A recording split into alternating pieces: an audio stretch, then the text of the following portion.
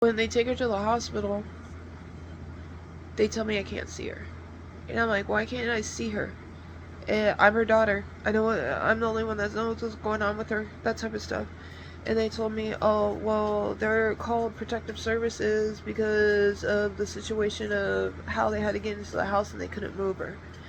And I'm like, I've never lived there. I haven't lived there in like 3 years. And I live over in a different county or different town and everything else. So I'm like, I'm not, so I had to fight with them for a little bit just to be able to go see them. I finally get to go see her, and it's the worst I've ever seen somebody also. And I thought like I couldn't endure seeing her like that.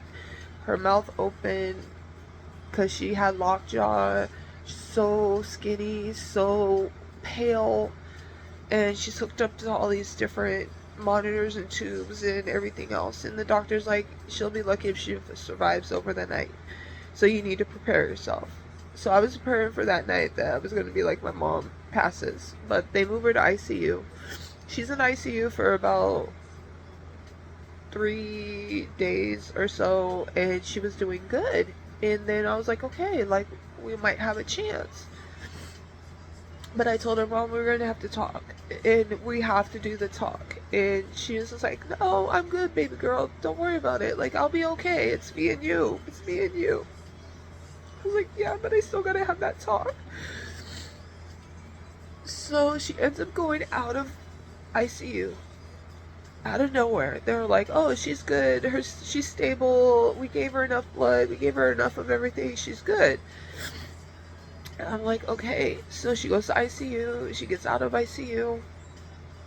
I didn't let people come up and see her because I just didn't want her to get overwhelmed like they did with my brother. Because my brother, we had a lot of people that came up to see him, and he got overwhelmed when somebody came in.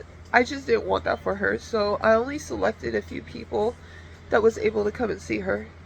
But if anybody wanted to talk to her over the phone, that was no issue. It's just more of I didn't want a whole bunch of people coming to the hospital and overwhelming my mom when my mom's already fragile. So when she gets out of ICU, she was doing good for a second, but then I get a call telling me that her blood pressure's dropping. They're putting her back into ICU. I'm like, okay. So the next day I leave.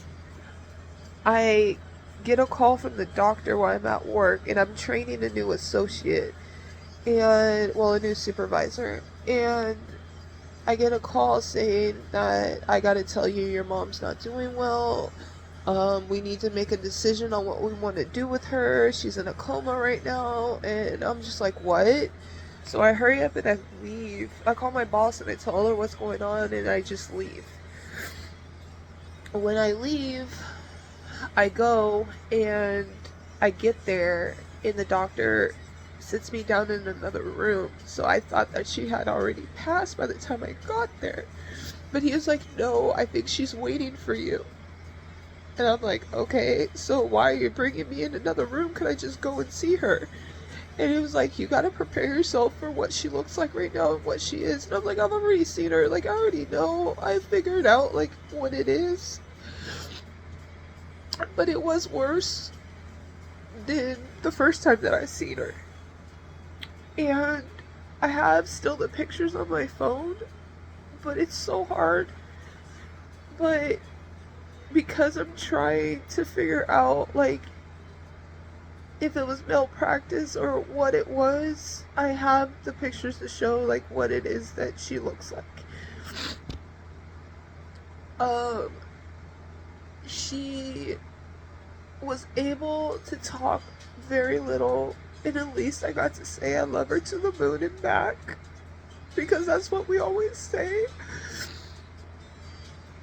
And I decided to put her in comfort care because she didn't want to be a vegetable, and she didn't want to be in a coma. She didn't want to be hooked up to tubes. She didn't want any of that.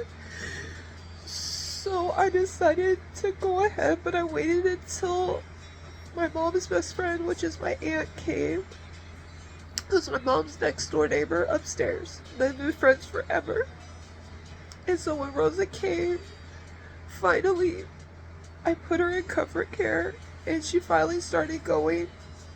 It took her a few hours to actually finally pass, but she ended up being in covered care from 11 o'clock in the morning, and then she passed at 5 o'clock that night.